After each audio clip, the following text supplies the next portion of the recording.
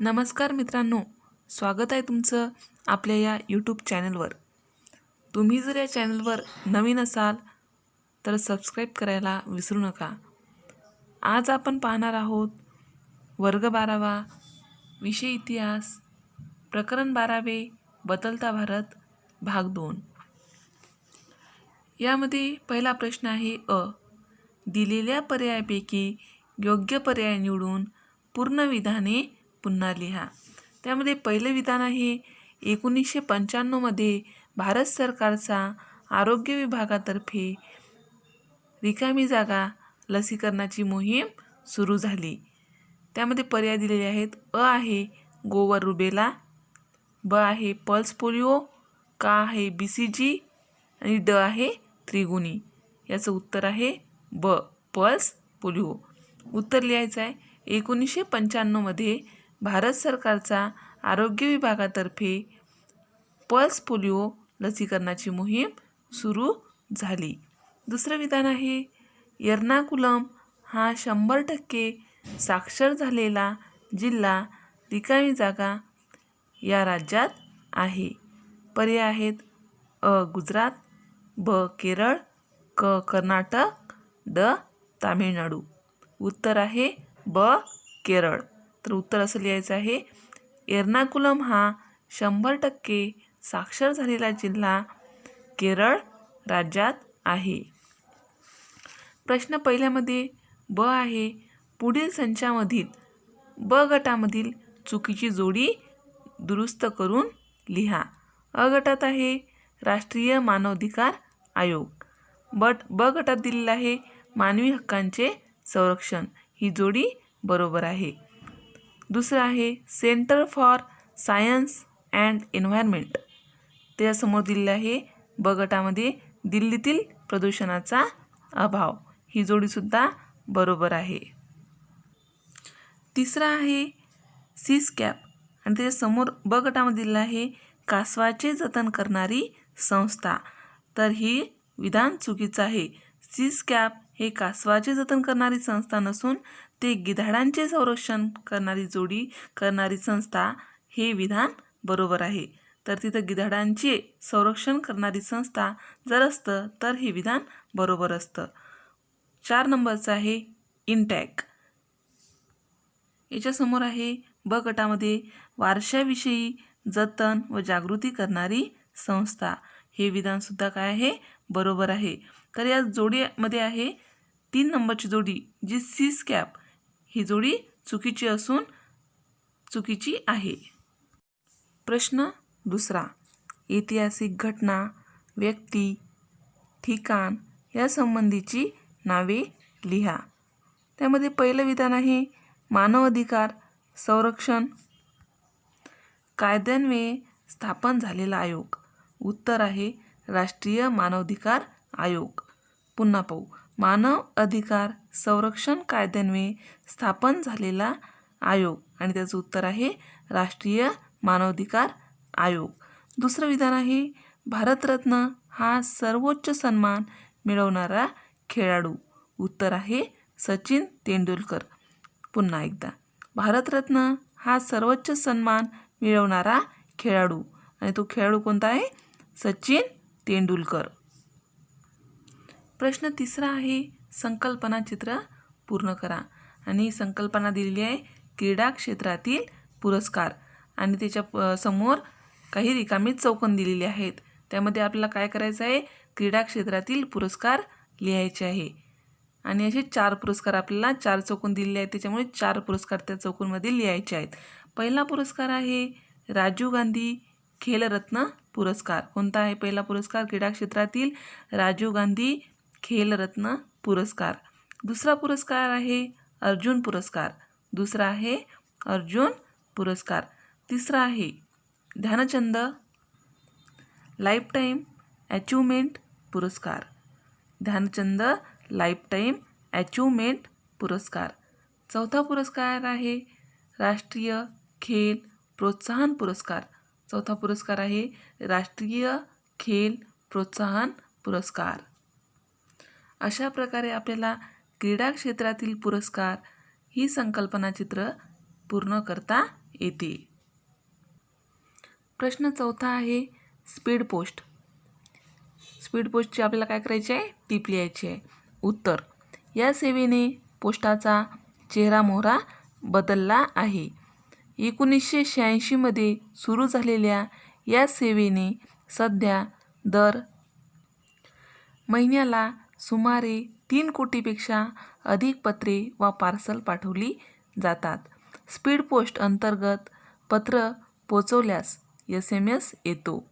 यामुळे पोस्टाची सेवा अधिक विश्वसनीय आणि गतिमान झाली आहे.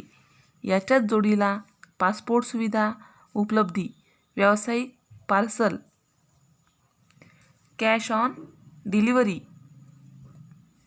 लॉजिस्टिक्स, पोस्ट, हवाई माल वाहतूक याही क्षेत्रात पोस्टाने गती घेतली आहे.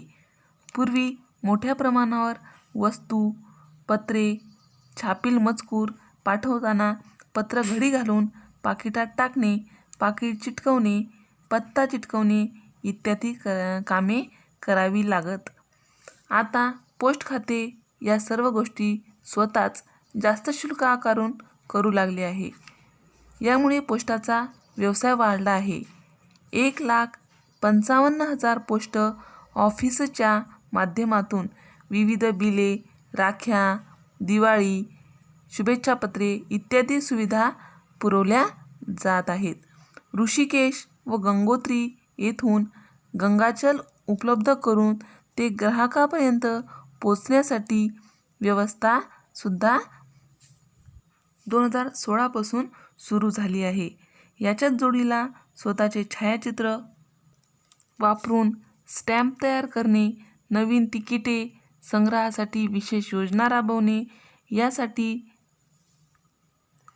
80 पोस्ट ऑफिसमधून पोस्ट शॉप योजना सुरू करण्यात आली आहे.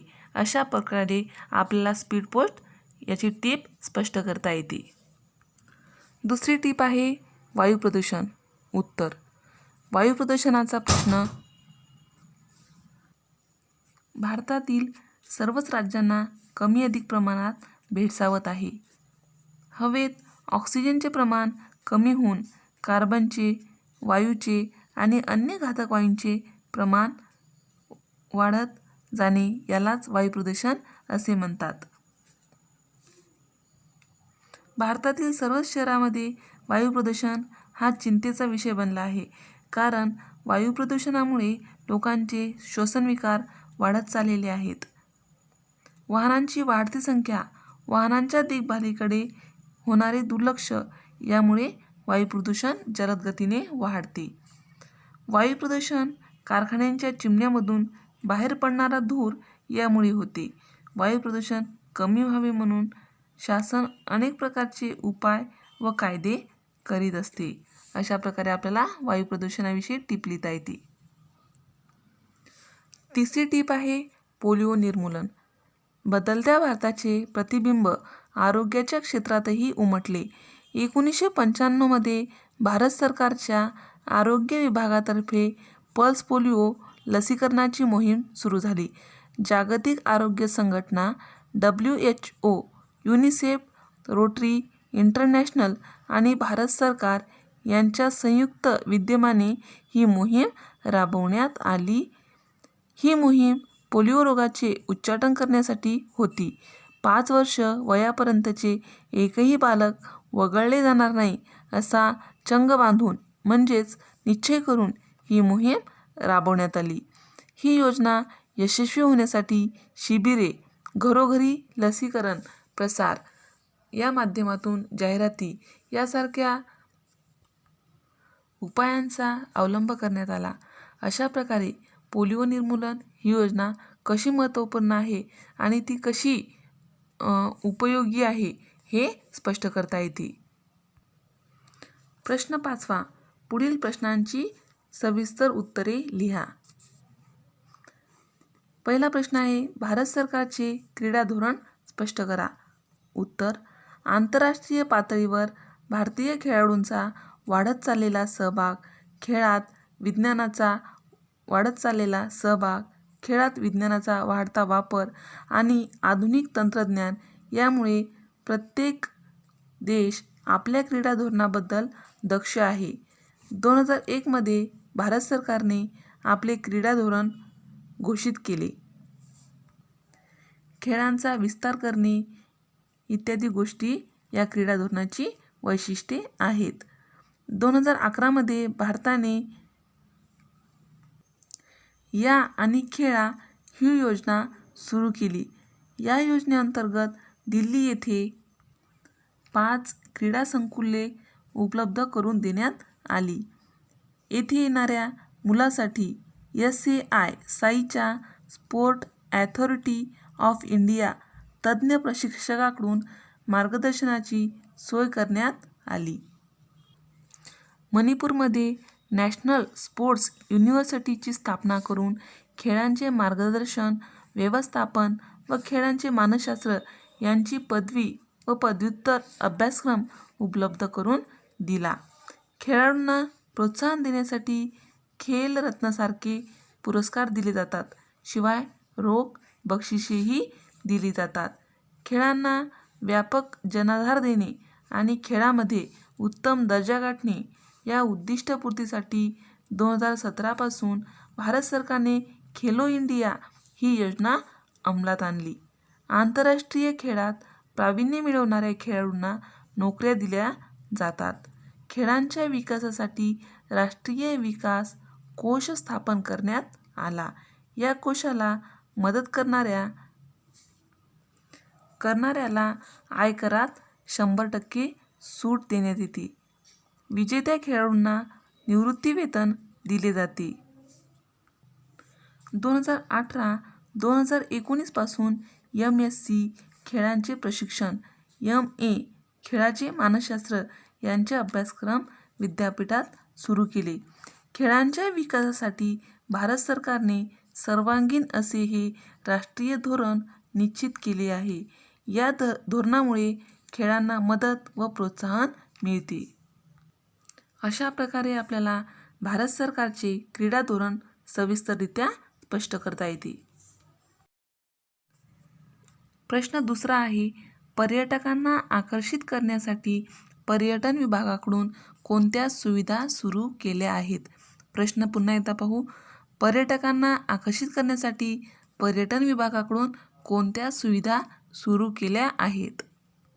याचं उत्तर आहे, जास्तीत जास्त विकसित होत जाणाऱ्या पर्यटन क्षेत्रामुळे भारताला मोठ्या प्रमाणात परकीय चलन मिळते. यासाठी पर्यटन विभागाकडून अधिकाधिक पर्यटक आकर्षित व्हावेत म्हणून पुढील सुविधा उपलब्ध करून देण्यात आल्या आहेत.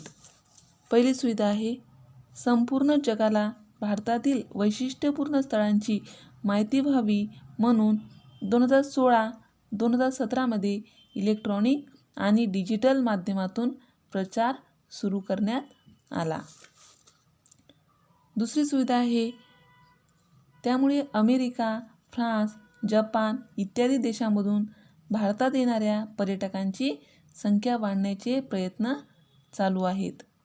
भारत सरकारच्या गृह, पर्यटन आणि विदेश मंत्रालय यांनी एकत्रित ई-व्हिसा सुविधा सुरू केली.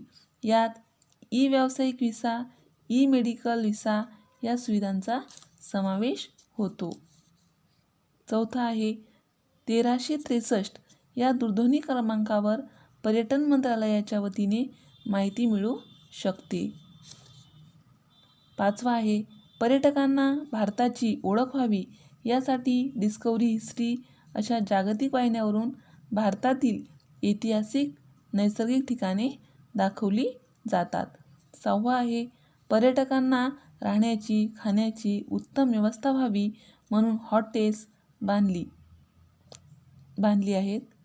सातवा आहे, पर्यटकांशी कसे वागावे, शिष्टाचार इत्यादींचे प्रशिक्षण देणाऱ्या संस्था सुरू करण्यात आल्या आहेत. आठवा आहे, पर्यटन व्यवसाय वाढावा व अधिकाधिक पर्यटक आकर्षित व्हावेत यासाठी शासनाकडून अतुल्य भारत ही प्रसिद्धी मोहीम राबवण्यात येत आहे. नववा आहे, स्वदेश योजनेअंतर्गत भारताला 13 प्रकारच्या यात्रा आयोजित केल्या जातात. या सुविधाद्वारा भारतातील धार्मिक ऐतिहासिक ठिकाणी पाहण्याची सुविधा पर्यटकांना मिळाली. 10वा आहे तीर्थक्षेत्रे व आध्यात्मिकदृष्ट्या महत्त्वाची 95 स्थळे प्रसाद योजनेद्वारा पाहण्यास मिळतात. अशा प्रकारे पर्यटन स्थळांची काळजी सर्वांनी घेणे आवश्यक आहे. या प्रश्नाचे उत्तर आपल्याला सविस्तर लिहिता येते. प्रश्न 6वा आहे तुमचे मत नोंदवा. प्रश्न आहे संरक्षणविषयक सराव 2 राष्ट्रांनी एकत्र करणे आवश्यक असते. प्रश्न पुन्हा एकदा वाचते. संरक्षणविषयक सराव 2 राष्ट्रांनी एकत्र करणे आवश्यक असते. या प्रश्नामध्ये आपल्याला आपले मत नोंदवायचे आहे. त्याचं उत्तर आहे संरक्षणविषयक सराव 2 राष्ट्रांनी एकत्र करणे आवश्यक असते, कारण अशा लष्करी सरावामुळे एकमेकांच्या आधुनिक तंत्रज्ञानाची देवाणघेवाण होते. दहशतवाद्याशी कशा पद्धतीने मुकाबला करायचा हे माहीत होते, म्हणजेच कोणते मार्ग हाताळायचे याची माहिती होती. शहरी भागात, दुर्गम प्रदेशात लष्करी समस्यांना कसे तोंड द्यायचे याचे प्रशिक्षण सैन्याला मिळते. आपल्या राष्ट्राच्या क्षमता तसेच मर्यादा माहीत होण्यास मदत होते.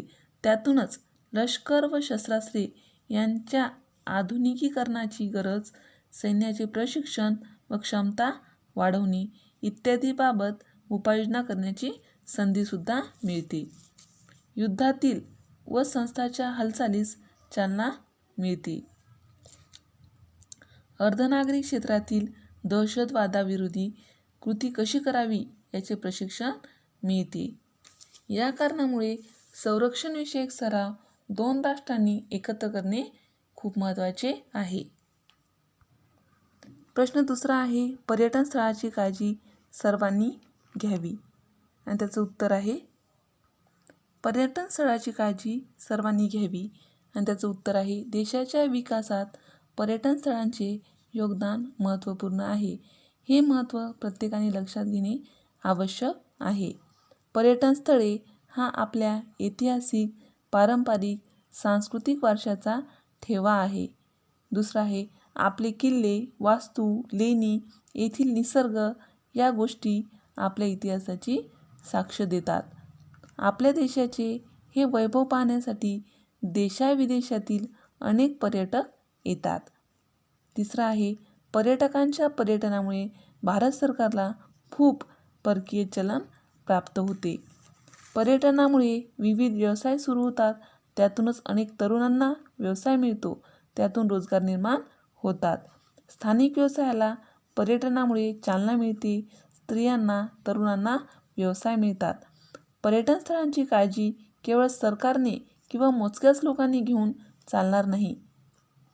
ती प्रत्येकाने घेणे आवश्यक आहे. असे झाले नाही तर पर्यटनाचे फायदे आपल्याला, आपल्या देशाला, आपल्या भावी पिढीला होणार नाहीत.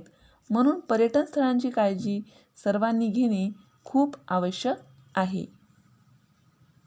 अशा प्रकारे आपण बदलता भारत भाग 2 या प्रकरणाची प्रश्न उत्तरे सविस्तररित्या अभ्यासली आहेत. अशाच प्रकारची नवनवीन व्हिडिओ पाहण्यासाठी या चॅनलला सबस्क्राईब करायला विसरू नका. अशीच नवनवीन व्हिडिओ लवकरात लवकर तुमच्यापर्यंत पोहोचण्यासाठी खाली दिलेल्या बेल आयकॉन बटनवर क्लिक करा. तुम्हाला जर हा व्हिडिओ आवडला असेल तर लाईक करा. मित्रमैत्रिणीमध्ये शेअर करा. काही समस्या असेल, काही सूचना असेल तर कमेंट करायला विसरू नका.